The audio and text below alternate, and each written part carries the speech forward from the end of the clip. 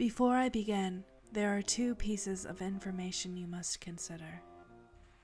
Have you ever noticed that whenever a mirror is reflected into another mirror, after multiple reflections it begins to fade into a darker and greener infinity?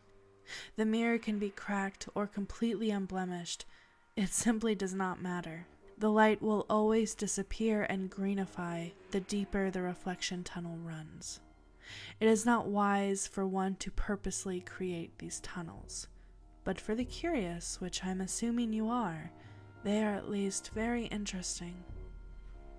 Secondly, yes, your doppelganger does live as your immediate reflection on the surface of the mirror.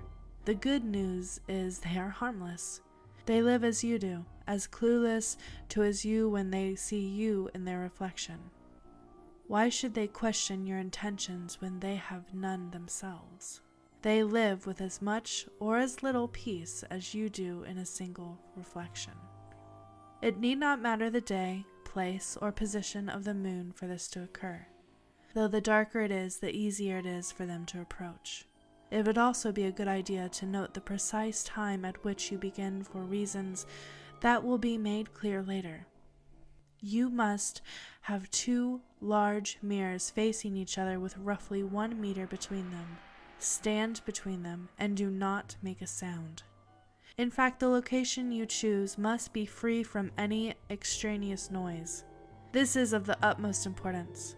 They frighten easily, especially in the beginning. You must be able to see your entire reflection in the mirror you decide to face.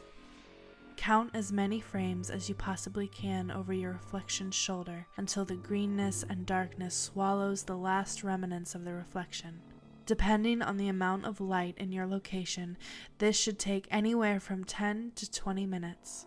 Feel free to take your time. As your eyes strain to count the last visible frame, you should notice pale shapes emerge in the furthest green of the mirror tunnel before they retreat into their infinity again. This may just be a trick of the mind at first, but slowly you will begin to see them more and more frequently. Once they begin appearing at more and more regular intervals, you may notice an uneasy expression appear on your reflection's face, although you may feel your own face at ease. Step out from between the mirrors immediately at this point. Exit the room you are in and lock the door behind you. They have awakened.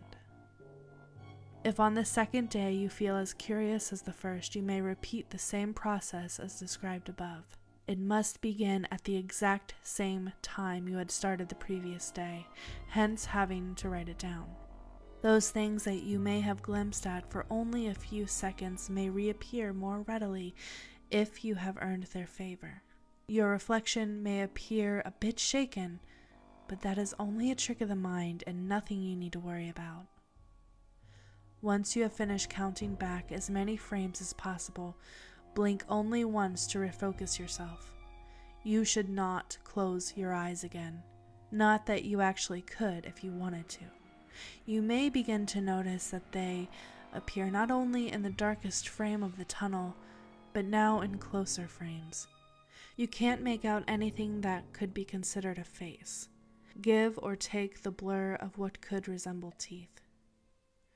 Don't let your curiosity blind you. Looking for human similarities in them is fruitless, even though you will continue to try to understand them. If ever they appear in any frame less than 6 away from your own reflection, they have become too comfortable with you and you with them. They have become too beautiful to ignore. You have become too focused on them to notice your own reflection pointing, warning you about the thing reaching through the mirror behind you.